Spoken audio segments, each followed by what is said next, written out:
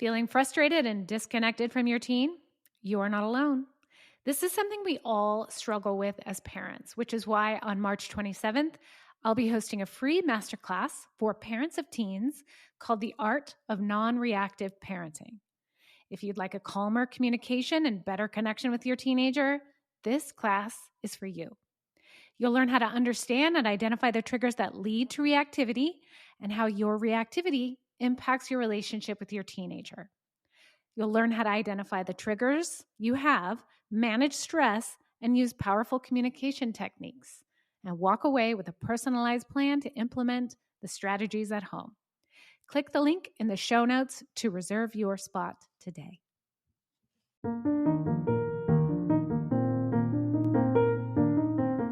I'm Jennifer Della Quadri, and this is the Raising Happy Teens podcast, where you learn how to successfully guide your teenager into adulthood without losing your sanity in the process. Let's do this.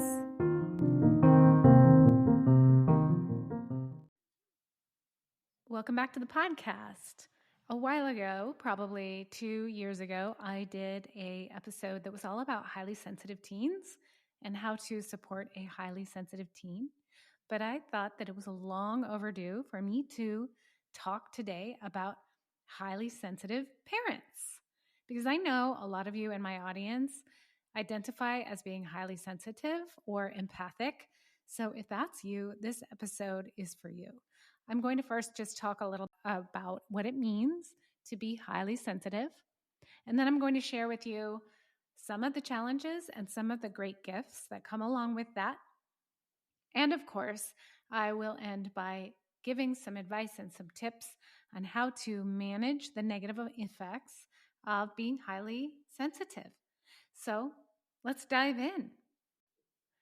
I find this topic to be really fascinating, and it's mostly because my life, I'm surrounded by highly sensitive people. I consider myself to be highly sensitive, but if you would have asked me if I was highly sensitive when I was younger or when I was a teenager, I would have said no, probably because I'd never heard of it before. It's kind of a newer thing. I think I saw a TED Talk on it when my kids were young, but it is definitely more prevalent and more widely understood now. And I really started to learn a lot about it when I realized that my two girls were highly sensitive. And so, of course, learning about them being highly sensitive led me to realize that I myself am also highly sensitive. So understanding it first was really helpful just to know, but that doesn't make the challenges go away. So that's why, of course, I'm going to share some really good strategies in here. So if you are struggling with some of the effects or impacts of being highly sensitive, this will help you a lot. So let me just begin by explaining what highly sensitive means. About 20 to 30% of people are considered to be HSP, highly sensitive person. So that's a lot of people. That's a large percentage of the population. And another thing to really be aware of is that being highly sensitive is actually hereditary. So if you're highly sensitive, you likely have one or more kids who are also highly sensitive. Your parents are probably highly sensitive. So it does run in families, which does add another layer of complexity to HSP, which I'll get into in a little bit. So let me just dive into some of the traits of highly sensitive people. And that is that they just have a lower threshold for stimulation. All kinds of stimulation. So that could be auditory, it could be visual, it could be tactile, an aversion to being in large groups. My dad likes to call it crowdophobia. He's probably HSP too. But just being around a lot of people can be super overwhelming for people who are HSP. They need a little more alone time. And it takes them longer to wind down after a busy day or to go from being super active to being quiet. It's not like they can just turn on a switch or turn off a switch. And also, for the most part, HSPs are typically introverted. So because of all of this, HSPs tend to become overstimulated. And if you are HSP, you are probably nodding your head yes. That's why so many HSPs just love nature, quiet environments. They also tend to have a desire to help others and have a rich inner life. And it's really because of this heightened sensitivity that they tend to become overwhelmed, and parenting can sometimes be even more challenging. There's a lot more layering to the challenges that are already there of being a parent for various reasons. So now I'm going to turn directions a little bit and talk a little about what it means to be an empath. So all of the same traits of HSP apply to being an empath as well, but the added component is the ability to sense subtle energies, also called Shakti or prana in Eastern traditions. So empaths can actually absorb energy from other people and environments into their own bodies. And HSPs, for the most part, they typically don't do that. Empaths energetically internalize the feelings and pain of others, and they have trouble distinguishing it from their own. That's where being an empath can be so draining. I've heard stories from people who I know in my life who are empathic that blow my mind. And it's beyond being able to walk into a room and sense if there's been a fight or if there's, a tense energy or a joyful energy. No, it goes beyond that. The people that I have gotten to know in my life, they can actually feel things from other people who are not even with them. One of my friends, for example, does body work, or in her previous career did body work for people. And she had someone reach out to schedule an appointment. She didn't talk to them. It was just on her books. And the night before their appointment, she got a really massive migraine. And she's not prone to migraines. She's never really had a migraine before. And then the next day, turns out the person that she was going to be meeting struggles with migraines.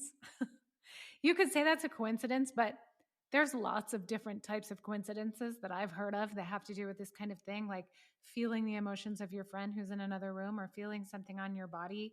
And at the same time, somebody that you're really close with or connected with has an injury in that body. That's just really, really strong empathy. I myself am not that heightened of an empath, but imagine when you are, if you are, how challenging it can be as a parent. Because not only are you taking on the emotions of other people, especially during the teen years when emotions go up and down so much, it can really be overwhelming if you don't know how to protect yourself. And it can be really hard to just be present and grounded as a parent.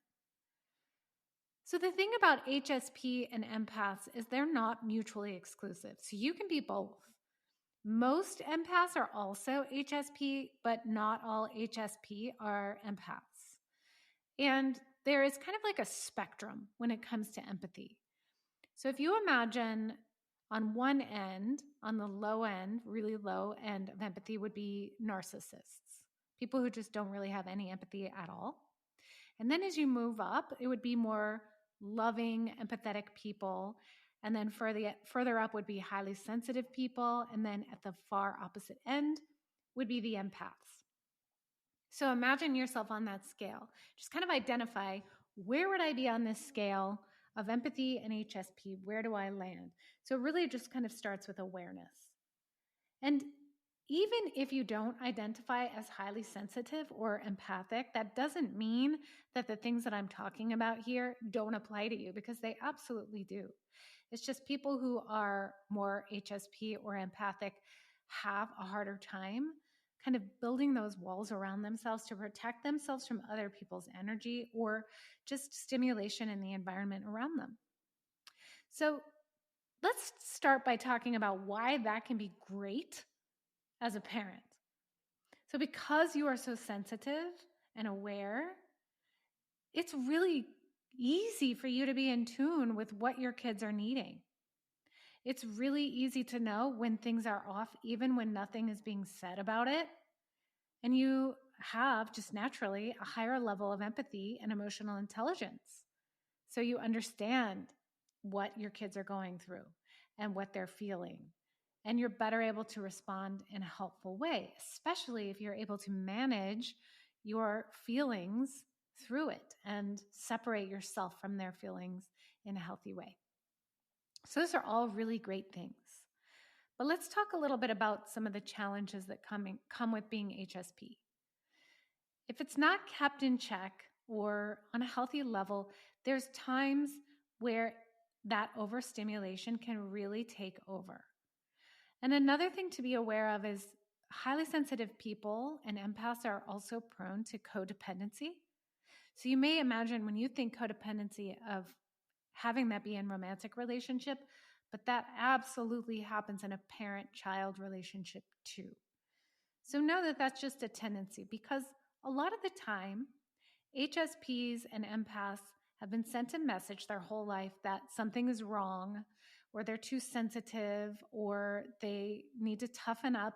And so they internalize this, I guess there's something wrong with me, or I'm not good enough.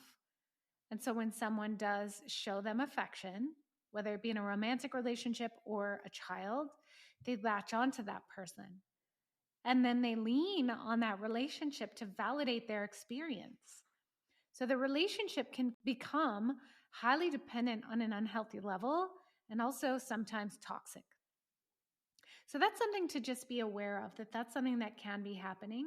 I know that that's something that I've struggled with in the past, and it took some really keen awareness on my part and also a lot of work through therapy and coaching to separate myself energetically from my children's experience. That's not to say that I don't care about their experience. That's to say that I don't internalize the feelings that they're having at a degree to which it makes me struggle and suffer. And my existence and my enjoyment of life is not dependent upon my relationship with them and what's going on with them in their lives. But it takes work. It's not easy to do. So another thing that can really happen, and again, I can speak to this personally, is when you're highly sensitive and empathic, you pick up on the cues of anxiety. So you worry, let's say you're worrying about your kid. You're worrying about what's going on. You're worrying about them. You see them, and then they see you, and they're like, oh, mom's worried, dad's worried. And then they start to feel anxious. And then you start to feel anxious because you know they're anxious. And then they feel more anxious because they know you're anxious. And then it becomes this big cycle of anxiety and empathy and carrying the emotions of other people in an unhealthy way. So that's also something to just be aware of. Another thing that can happen is just being easily overstimulated and overwhelmed by messes in the house or noises or any other type of stimulation that's going on. So if the environment isn't supportive to that, it can lead to anxiety, overwhelm, and even more stress. So let me talk to you a little bit about that for a moment. There are some signs of sensory overwhelm. So here are a few things to look out for just so you can be aware. Is this something that's going on with me, or is this something that I've noticed happening to myself?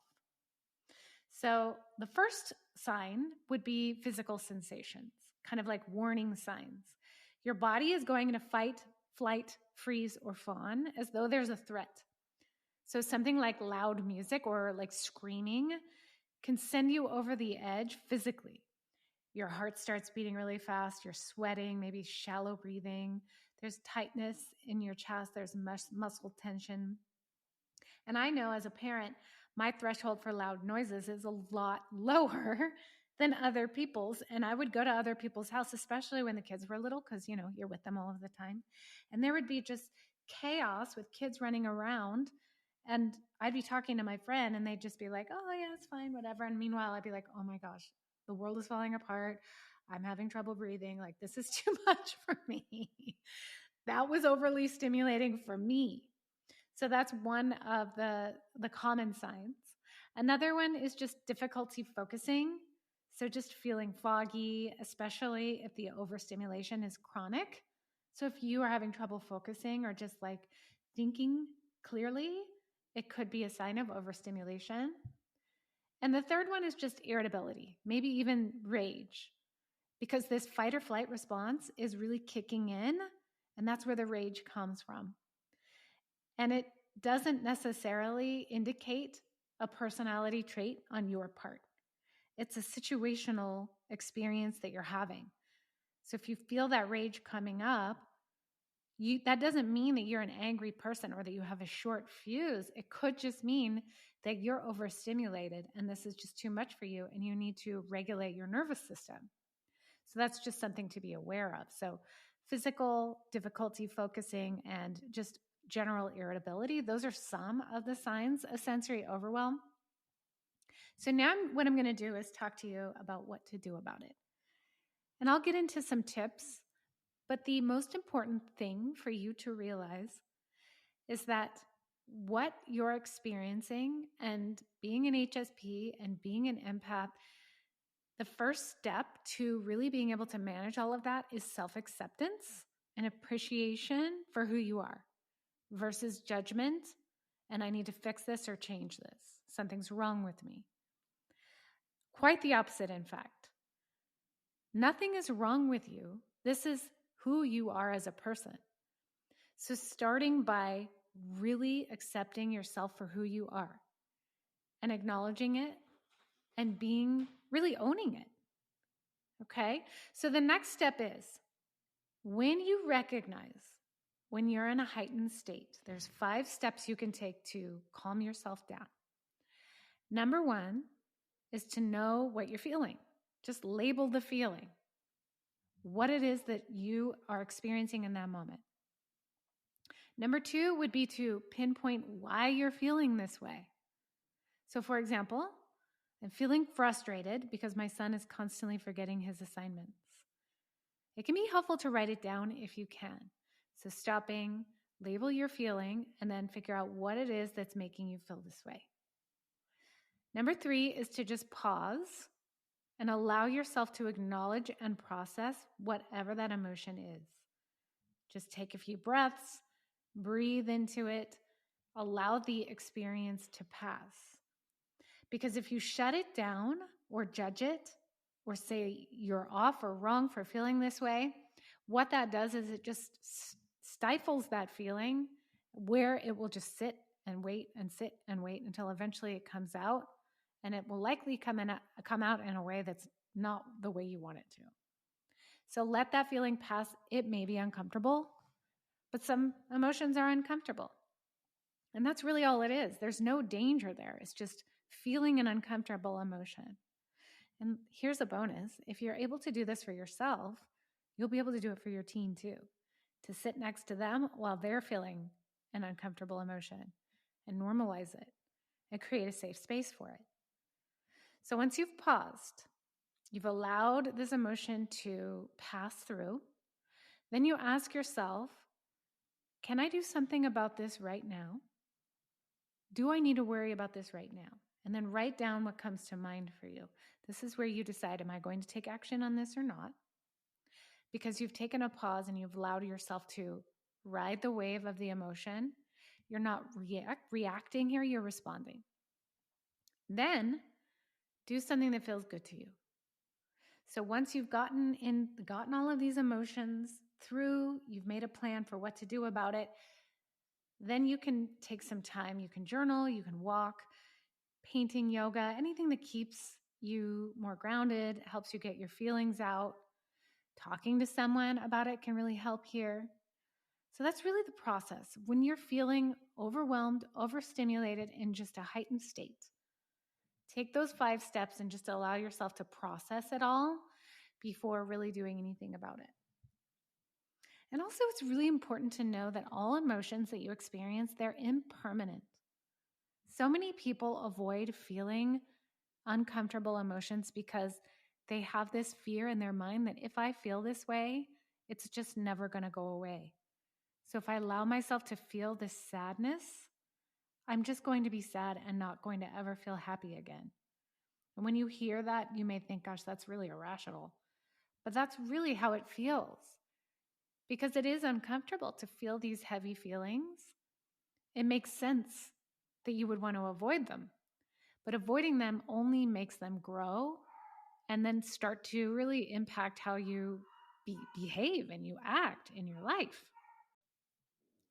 So you can really start to, from there, get proactive about your lifestyle so that these periods of overwhelm and overstimulation don't happen as often.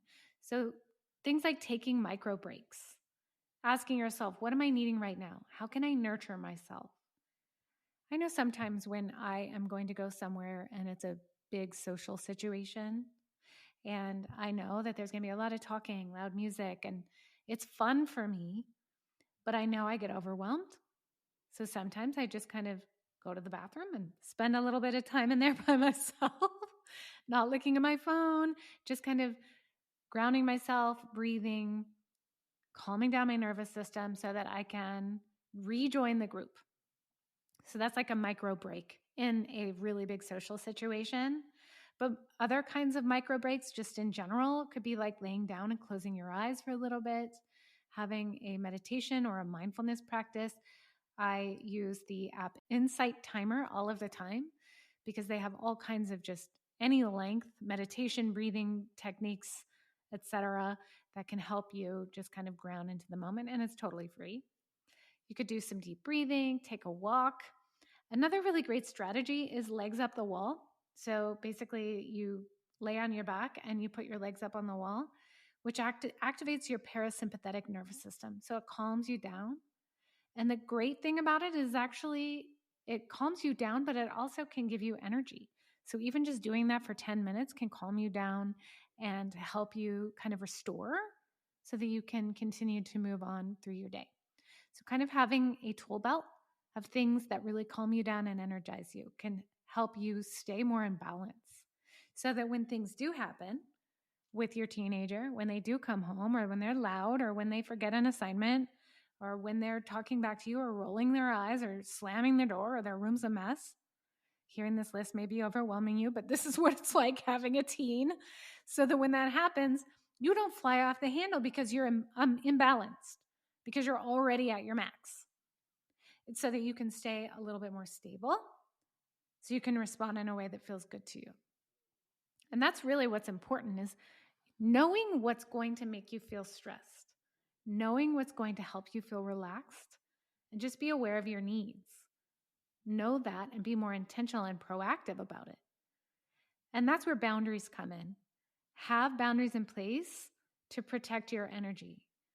Hold firm to them and know that your boundaries are not going to be the same as someone else's. Everybody has different needs. So that may mean saying no sometimes, or not going sometimes, or not staying as long sometimes, because it's what's best for you. And if people don't understand, then they're not your people. But just holding firm to that to protect your energy. It's also really important to have a social network, just a place to talk about your frustrations, your challenges. Join a community of like-minded people, friends, maybe a support group. And really appreciate who you are, appreciate your gifts. Like I said, self-acceptance is a big part of this. And the benefit to it is that when you accept yourself, you're more able to accept your teen for who they are. It all really does start with you. And these are all things that I'm going to be talking about in my upcoming masterclass, The Art of Non-Reactive Parenting. Be sure to register so that you can attend live or get the replay for free. I will send it out to all registrants. I would love to see you in that room, and it would definitely help you stay non-reactive so that you can form a better connection with your teenager. So click the link down below, get yourself registered, and I'll see you inside. Thanks for tuning in, and I'll see you next time.